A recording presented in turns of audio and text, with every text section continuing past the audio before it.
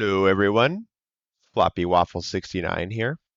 And for today's viewing entertainment, I figured we would do a full ship review, inspection, kind of hot take on the Tier 9 German battleship, the Pommern. The Pommern is quite an older ship in game. God, this thing has been in the game at least, I want to say 6 years, 5, 6 years, around there. And anyways, it is a great battleship and it is very, very fun, but has definitely aged within the last 4 years at least, and it has really had trouble kind of finding itself in the meta as the meta has shifted. We now have combat instructions, airstrikes, a lot of different gimmicks that are being thrown at this thing's way. And it is, I don't want to say the word struggling, um, to find relevance in the game.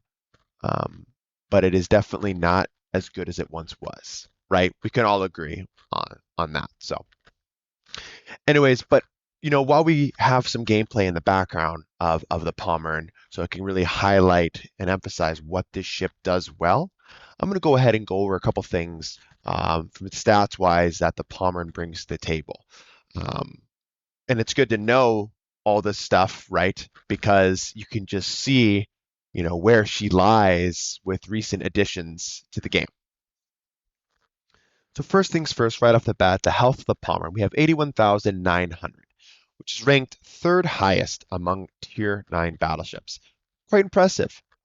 Having a brawling battleship in the game with a larger amount of HP is going to be very, very good, given the fact that you are going to be shot at and seen from the moon, and you're going to need that HP to really stay relevant in the game. And you're going to hopefully utilize that smartly, not sailing around showing broadside 24/7, so that you can stay in the game longer as well. And then again, with her HP pool coupled with her turtleback armor scheme, which if you're not familiar with what a turtleback armor scheme, basically just imagine it in simplicity terms, all under all this layers of side belt, you're going to have angled sloped armor that is going to, when a shell penetrates the outer wall, it's hopefully going to then not penetrate the turtleback to a slope that, 45 degrees or whatever, and so on, and it's going to ricochet upwards.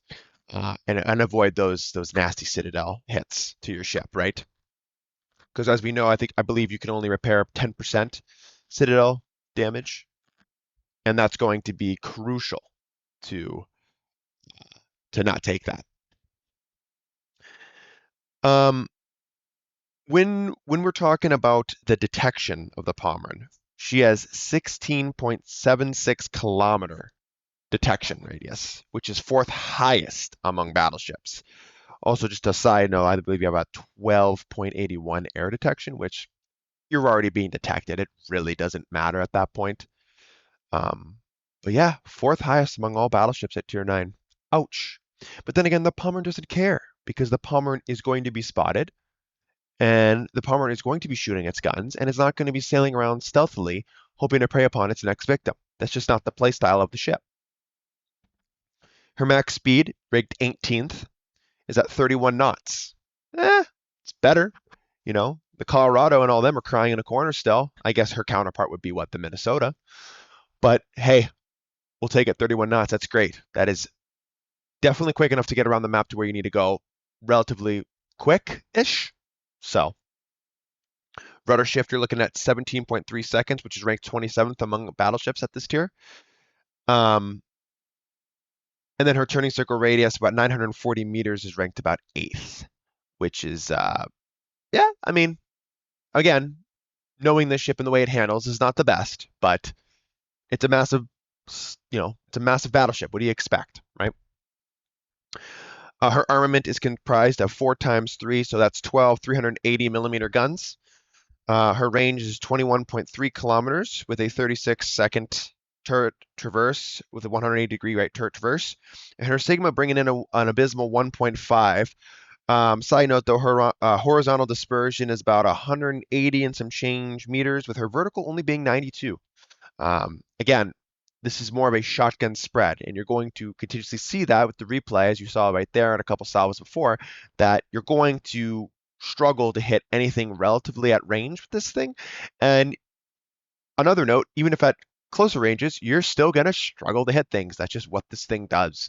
I definitely am a firm believer that the Pommern's main armament is her secondary armament. Yes, I understand we're playing against Los Andes. We're playing against ships that completely out secondary DPM it. Totally get it. But I'm telling you, to play this ship with any remote effectiveness in today's meta, I think secondaries is the way to go. Or just lob HE. I mean, relatively, we just see that time and time again. If you just throw enough HE shit at the wall, it's going to stick. We know that. Again, hitting the target, though, we'll see. Oh, my God. But she does overmatch with those 380 millimeter guns. She does overmatch 26 millimeters of armor, which is I'm assuming a lot of the cruisers, light wise. Heavies like your Buffalo, your Rune. I mean, you're gonna really struggle to go through the nose, right? You're not going to go through the nose at that point because they're both raking in 27s. Um, but definitely the lighter armored cruisers, no problem there at all. She has torpedoes. She has two launchers, 4 tubes per launcher, of 533 millimeter torpedoes with a range of about 6 kilometers and reloaded in about 90 seconds with a speed of 64. At this point in the game, everybody knows the Pommern is one of, how many battleships there are in the game with torpedoes. They're going to know that. And I wouldn't really consider them to be that effective given the fact that they are on or located on the deck, which means they're going to be exposed to HE shells and fire constantly. So the fact of them getting knocked out and or broken is very likely. So again, while charging in there, don't don't expect to win any awards with torpedoes. It's mainly a last ditch brawling situation if someone is stupid enough to allow you to do that, or if they're in a tough situation. It's good to have those torpedoes as kind of a deterrence. At least in my opinion, that's how I find it. AA is not even worth talking at this point. I mean, 5.2 kilometers on their long range with 118 DPS and her close range at 3 kilometers, bringing in a 326 DPS with 6 flak. I mean, yeah, you're not going to win any awards with this AA. I'll be surprised if you relatively shoot any of them down. It's probably not going to happen. Any airplanes, that is. 3 consumables, as you can see on my layout there. In slot 1, you have that damage control party. Slot 2, you're bringing in that repair party. And that slot 3, you have the hydroacoustic search consumable, which is going out to a ship detection of 6 kilometers, which is awesome for high tier, German BBs, cruisers, destroyers, etc. It's definitely going to be awesome to do that. It allows you more flexibility when pushing and charging smoke screens when you have that at your disposal. And I guess looking around islands too. Good deterrence for submarines, I find as well. And you're going to see with that clip later on in the background, you're going to see that there is a submarine that does get caught in my hydro, which is great. Awesome. So, all right, with the numbers out of the way, we can finally get into the game here and kind of talk about what I was thinking here with, while playing it. Obviously, what I find with these mainline German battleships, Pommern, no exception. In the beginning of the game to middle, I find myself playing more passive than other battleships. I don't want to charge in there. I don't want to utilize my secondaries right away. And I know it's tough to understand that, and you're fighting all that urge, like, I got to get in there. I got to use my secondaries. I highly would recommend not doing that. You'll be fodder. You will die quickly. I don't care how much effective armor you have with plating and HE resilience, you will burn. The superstructure on the Pommern is not small. It is easy to hit. So definitely play a little bit more passive in the beginning of the game. Okay. But finally, when you pick your spots, you can go in and be more aggressive in that brawling. How about this sub right here on the Arsfeld side note? Yeah, that's awesome. 8 overpens, close range like that. That always gets your dick hard. So, anyways, I digress. Yeah, so I think you got to pick your spots. Once you see an opening, then you take it. Then you move up. Then you can be aggressive. Then you can utilize those secondaries. You can utilize those torpedoes potentially. But one key note that I want to touch on with the Pommern, and this is why I find a lot of Pommerns die, but it's not to early game, rushing in there trying to utilize the secondaries.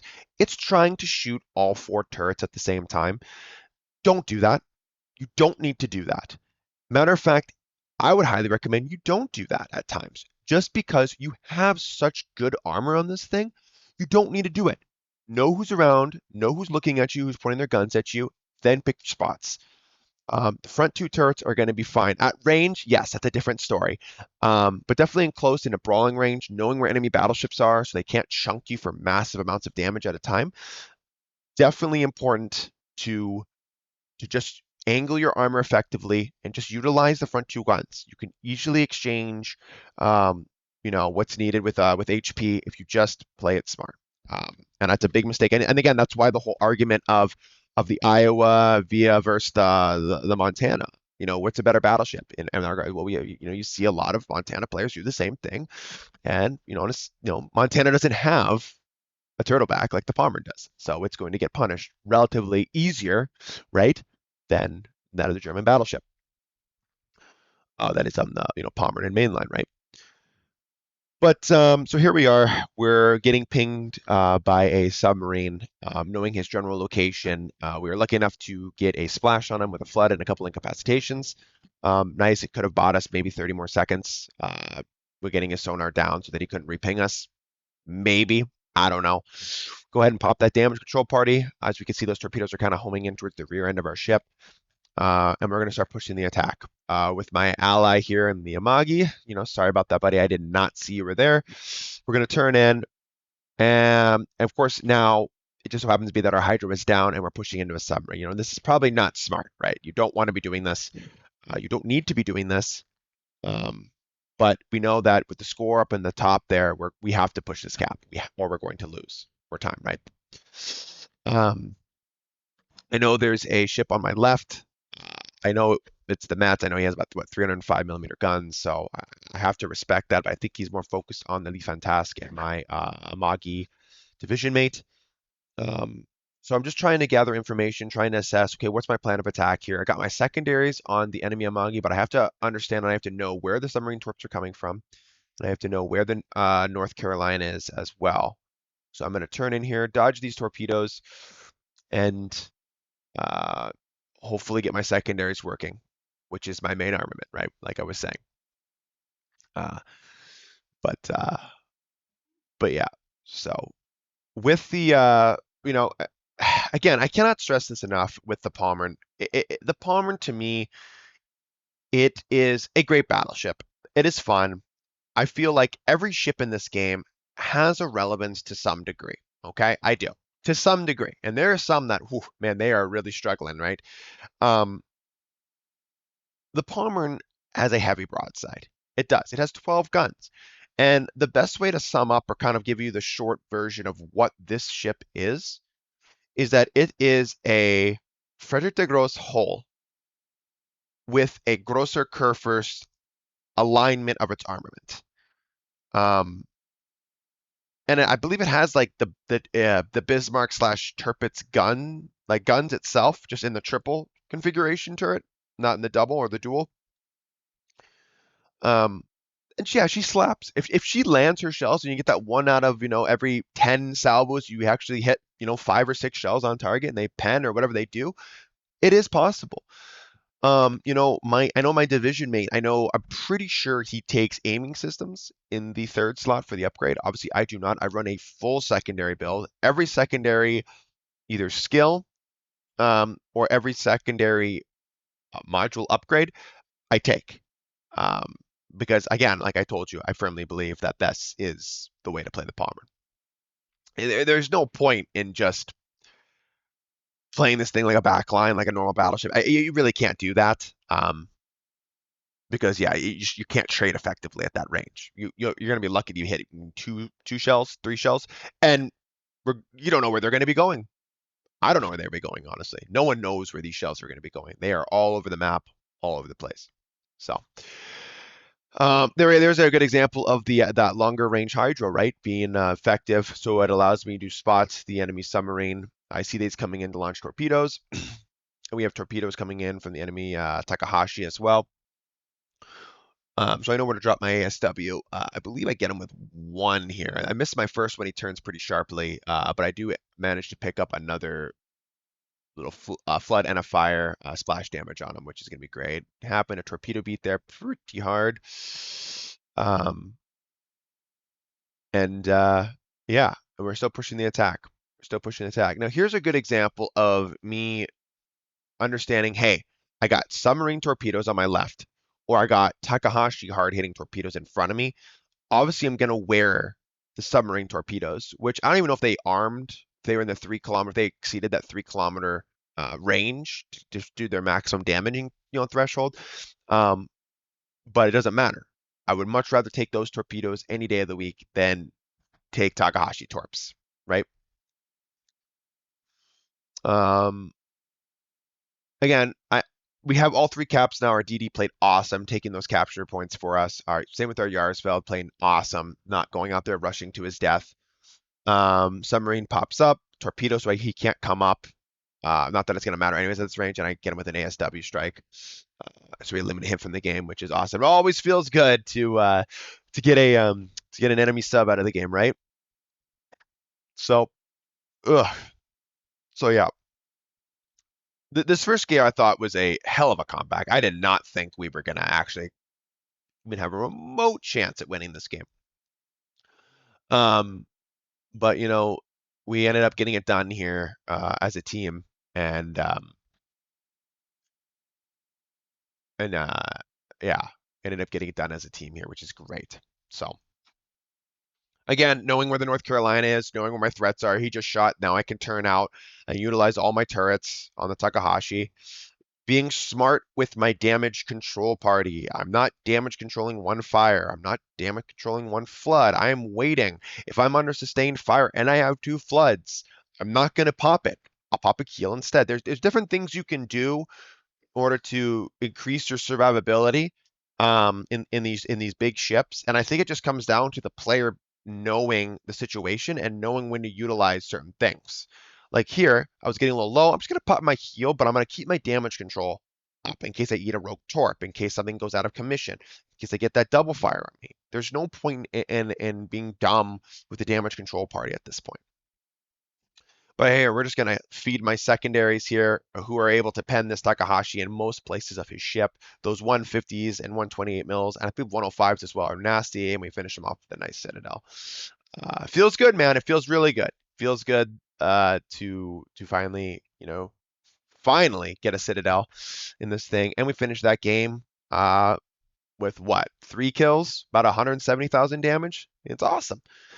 I thought the first game really does highlight the ability and that you could do in the Pommern still if you pick your moments, if you're smart with your damage control party, and you angle your armor effectively. So as you can see here with everything we got, 17 impactations, we got like what 300 and some change secondary hits. So we end up taking that first slot on the team here with about 2,300 base experience earned, which is awesome. Picking up a couple of Confederates, picking up a couple of awards, excuse me. And obviously raking in the 1.7 Schmil credits. Looking at how much damage our secondaries did. 48,000 damage. That is a respectable number. And the Pommern can do that. That's 48 damage that I didn't do anything to. That was the game granting me that. So awesome job. Awesome first game. Let's look at the second game. All right. And now into game number 2. Wow, not just one game, not cherry-picked games per se, but 2 games in one video. Holy cow. The love is undeniably there. I am here for you. End of discussion. And also, I have a lot of fun doing this shit, so, why would I not do it? Of course, my channel is relatively small at the moment. I don't know where it goes, but it doesn't matter. Here we are, we're doing it, right? So anyways, second game, enough of this stupid shit. Into game number 2 here. Obviously, my favorite map in the game, Estuary, I believe it is. we're going to see what the Pommern can do here in this game. So obviously, I'm going to move in. I'm going to support the cap the best of my abilities. But notice how in the beginning, I don't just charge in there. A lot of Pommern players are going to go, they're going to go right behind those islands behind A, and they are going to get farmed. Right where the Yarsfelds are going to be, they're just going to be airstruck to shit, and boom, you're going to be half HP in the 3 minutes into the battle. That's fucking stupid, right? So we're not going to do that. What we're going to do is we're going to play smart. We're a smart captain, right? We're going to kite away slightly. Now, is this where the Pommern exceeds? Absolutely not. Even though that was a bitchin' salvo I just got on the Iowa there, which is very rare, I'll be honest with you. But we're going to kite away. We're going to support with our guns if we need to, but we're going to assess situation. Let's see what the enemy deployment is first before I start making moves to progress with the cap. Okay, I understand a lot of people are going to be pinging the Pommern. I mean, this guy's a fucking noob and this guy's an idiot, right? No, no, no, no. Okay, you have to understand. I have to be smart. If I go and throw away half my HP in the beginning of the game, what is that doing? How is it helping the team? Well, yeah, I'm spotting things, but it's just meaningful non-traded damage that now, playing this way, I have my HP intact. Then I can make a later game push to hopefully drive back the enemy team, and that's when my allies can support me, right? Prime example of just, having trouble dealing with cruisers. And again, the Yarsfeld being a newer edition. I'm not 100% sure of the armor on those things, great, but, you know, it sucks, right? The accuracy. I didn't aim there and the shells went wherever. Also, side note, loved that Paul Emilio went ahead and killed the Georgia. Georgia's a very dangerous Tier 9 battleship. I'll have to make a video on that one later. Great battleship, great trade, but it's like, I feel like he didn't have to do that. That opportunity could have presented itself later on. So, but now with the Georgia out, and I've seen the Yarsfelds, and now I see the Destroyer, I know, hey, I see the deployment on my minimap. I can make an assumption, hey, I could probably go in now and I could support. Obviously, I had a choice to shoot at the Yarsfeld or the DD. Of course, as a battleship, you need to shoot the Destroyer. I'm not going to get the big fancy damage numbers. I'm not going to get the big Citadel ribbons and all this shit. But what it's going to do is it's going to help my Destroyer save his HP and potentially the cruiser so that he gets off line of spotting. And obviously, I get my secondaries in there and get the kill. But yeah, battleship players, please, for the love of God, support your destroyers, support your cruisers, play the team game, and shoot the destroyer. One salvo, if I do 1,000 damage, that's still 1,000 less damage that another ship on my team has to do to get a kill to trade less HP with him. It all comes down to math. It all comes down to trades. Knowing the game is half the battle, okay? Again, communicating with my team. Gonna tell my Los Andes, hey man, could you please push with me here? I'm not trying to be a dick here or anything. Simply just asking. I'm glad he didn't take it as it.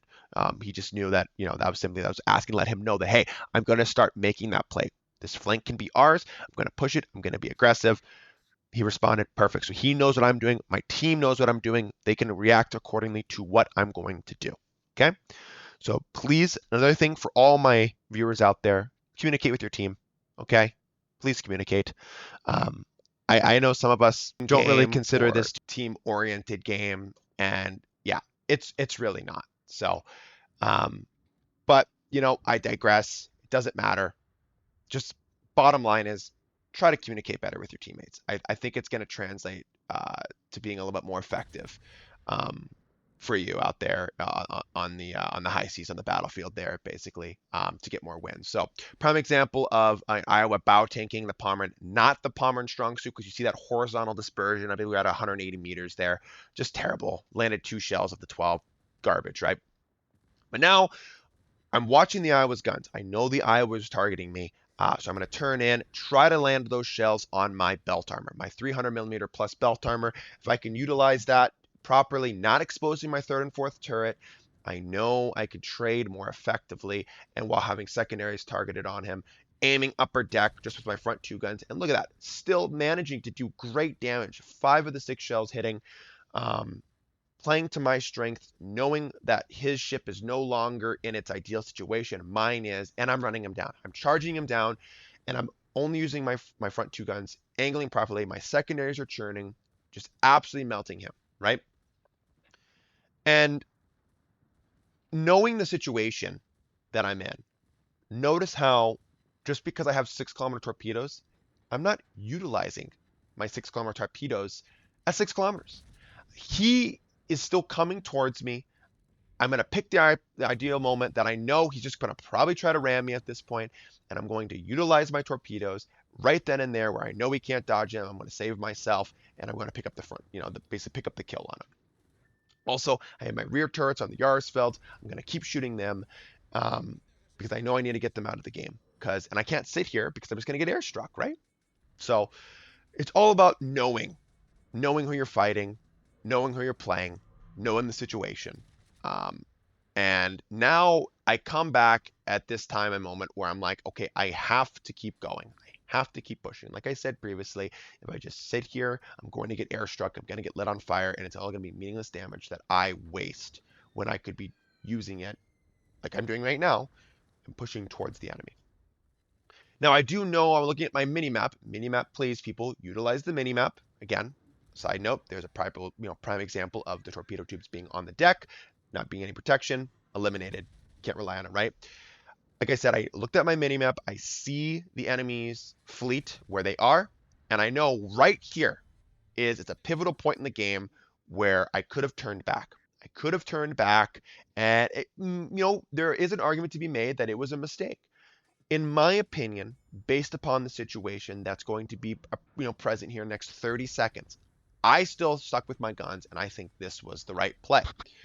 Why do I think this was the right play? Well, we know the Commonwealth cruiser is up here. He's a heavy Commonwealth cruiser. He has crawling smoke. I'm in his farming range. He's going to be farming me down. The Bismarck is here with his 8 380mm guns and now obviously secondaries. And the Yarsfeld is over here.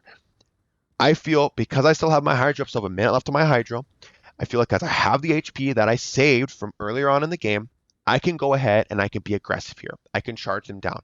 Keep my Hydro up looking for oncoming torpedoes, and knowing that maybe I could push the Auckland smoke because he is a heavy cruiser. He has a high smoke detection, firing penalty. Get him to fire, hopefully, so that he could reveal himself to me and my team, and I can eliminate him from the game because getting a smoke cruiser out of the game is going to be crucial coming up here in late game. Staying in secondary range on the Bismarck, dodging incoming torpedoes and airstrikes. Yep, this was the right decision in my opinion. I'm going to go with it. I'm going to go for it as there's no turning back now. There's the Yarsfeld. He's exposed. I'm going to take a shot here, seeing that he's accelerating, aim a little bit ahead of his ship, just with my front 2 turrets. Not swinging around, not exposing that 3 and 4th turret for the Bismarck's broadside. Only getting 3 overpens, and I've been overpenning a lot of Yarsfelds lately. I don't know. That thing must be super lightly armored. Boom. The Auckland appears. I take it. I'm like, okay, this is juicy. I can smell blood in the water. I'm going to go full broadside on this guy, unleash all 12 380mm guns on him, and I'm going to send him to the depths. I just knew I couldn't resist it, and it definitely was the right play. I could take him out of the game, eliminate him. Boom. Triple Citadel dub strike, get him out of the game. Secondaries on the Yarsfeld. I'm going to focus him, but yep, sure enough, that Borodino comes when I'm already in my maneuver, and I know this is pretty much the end, so I'm going to keep my secondaries on the Yarsfeld. So with the secondaries on the Yarsfeld, I take a massive salvo from the Borodino. I'm just going to keep those secondaries on them, like I said, and I'm going to try to get one last big shot on this Borodino upper deck, because I only use 25mm. Secondaries pick up the Yarsfeld, but obviously we fall to just a large amount of fire from everybody. So anyways, that's the end of the second game. I'll bring you into the port screen so you can see my captain build and my recommended upgrades. Let's take a look. Alrighty, and here we are back in the port screen here, just to take a look at the modules and captain build that I recommend speccing in for this ship. First things first, I go main armaments modification 1. Pretty self-explanatory. I like to keep my secondary armament, not my secondary armament. I like to keep my main guns around and alive, and my torpedo tubes, and it's mainly for the torpedo tubes. There's obviously 3 different things you could do, and it's not a wrong choice. The second one, or first, whatever you want to be, the next option that would be auxiliary armaments modification 1. This is just going to give your secondary battery more survivability, especially like myself. I could easily run this. For me though, I want my main guns and my torpedo tubes both alive more than my secondary and AA, even though I know I said that the Pommern's main artillery is her secondary battery. This just to me encompasses more important aspects of the ship in regards of the uh, main guns and the torpedo tubes. So that's why I recommend main armaments modification 1. You could very easily go for damage control party 1 as well. This is kind of a universal thing now. You're seeing a lot of battleships run this, or those like battle cruisers like Stalingrad, Siegfried, etc., just because it's going to help keep that damage control party up running, give you a longer period of immunity. So easily could run that too. I recommend main armaments modification 1. Second slot, I 100% went with the hydroacoustic search.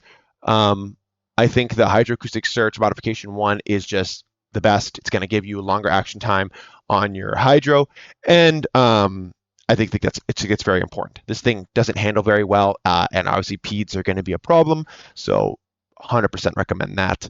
If you don't have that, then for sure I would go damage control system modification 1, just a little bit of help that damage reduction and stuff and whatnot. So. In the third slot, I went with the secondary battery modification 1. Obviously, like I said, secondaries are your main armament here, and this is going to extend the range and decrease the dispersion on them as well. Extremely crucial with the Pommern and the build that you're running, or the build that I'm running. So, highly recommend doing that. You can also go for the aiming systems if you want to be more gun focused, like my div mate was there. But in my opinion, secondary battery modification 1 is why you're playing the Pommern. And that fourth slot, go ahead and get that damage control modification 2. Pretty self-explanatory. You're a brawling ship. You're spotted from frickin' Nam. Fire and flooding time reduced by 50%. Crucial. Next is concealment. And, I thought a lot about not taking this one. And I have played a game or two with not taking concealment modification 1. And those games don't last as long, in my opinion. I mean, you could go torpedo lookout system, and then it nullifies the hydro for a little bit. Not as good, but it does nullify it a little bit. But you have to have some situational awareness, knowing where the enemy PEDs are coming from. Though I just think the most universal one, just to bring it down to a reasonable level of 15 kilometers, and it's still high, even in battleship standards, is a concealment system modification 1. So I would just go ahead and take that. In that last slot, I'm taking auxiliary armaments modification 2. Again, secondaries, main damage dealer here. It's going to decrease the reload time, and it's also going to buff my AA a fair amount. So this is, for me, what I want to do. I think it's the best play for it. You could obviously go main battery modification 3, get the faster reload. These two are just right out. I don't know, why would you get an inaccurate battleship, even more inaccurate guns at longer ranges? It makes no sense. Definitely go ahead and take the auxiliary armaments modification 1. Signals that I opted to take, obviously, I would probably go more with the Inna Yankee instead of the Juliet Yankee, in my opinion, just because fires, everyone's spamming more HE than they are shooting PEDs and going to be a chance of hitting your ship. And this is what I go with for all my signal flags. I just think it's the best to do this. It's going to help you in certain aspects of your ship, especially the healing one, which is the India Delta, and the Mike Yankee. SOC 6 is going to help a lot with that main battery, or sorry, that secondary battery, which is crucial again on this ship. So heading over to the captain build or the commander build, I only have a 17-point commander because unlike most people that just bounce commanders around their ships, I actually don't do that. I put a commander on each ship. I very rarely ever go like back and forth. I might have one commander for one premium ship and one techline ship, but I don't bounce commanders like 3, 4, 5 different ships. I freaking hate that people do that. I mean, is it dumb or is it smart? I mean, obviously it's smart, right? Why would you not bump Guthrie Lutyens to all your ships? Because he has, these legendary skills that are going to help you in battle if you get them. I mean, I get it. I think it's dumb, stupid game design, but not me. I don't believe in that. So, excuse me. So this is what I have for right now. Which is my 17-point commander build. Eventually, obviously when I continue to, I might pick up IFHE, might go demo as well to counteract that for, 20, and then go ahead and pick that up as well for the emergency repair specialist. That's obviously a good one. I might pick vigilance up plus the adrenaline rush, plus the IFHE, just because it's going to help me reduce the damage of torpedoes coming in and hitting my ship. Plus, going to give me some more range on top of that, which is going to be crucial as well. So when the bridge comes, when it comes time to cross that bridge again, I will go ahead and do that. But anyways, yeah, guys, there it is. That is the Pommern. A couple games for you guys, kind of like my little review of the ship. Final takeaways of the Pommern, like key notes that I would give you on this ship. Is this ship worth it? Yes, not for the Tier 9 doubloons price, in my opinion. I think that's exorbitant. I think it's over 19,300. For the coal price, absolutely pick up the ship up for coal. She is going to print you Tier 9 premium economy, which is awesome.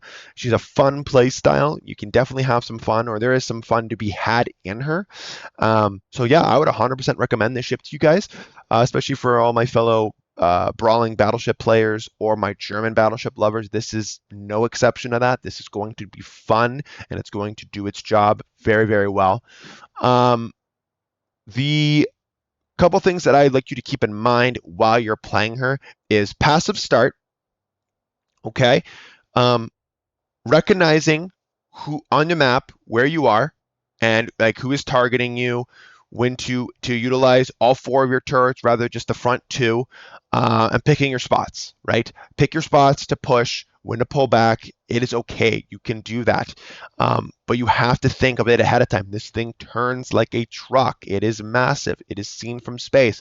You have to plan accordingly, or you will have a very, very quick game in the Pommern. And that rule goes, in my opinion, for all Tier 8 and above German battleships. You have to know who you're fighting, the enemy team lineup, and you have to know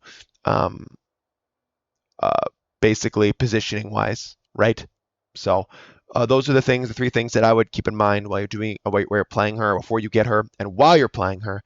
And you should, no matter what, be able to earn some credit income for yourself and have a good time, good gaming experience. So she is well worth the coal spent, not worth the doubloons. Anyways, hopefully you guys liked the video today. If you want to see more content like this, please like, subscribe, comment down below.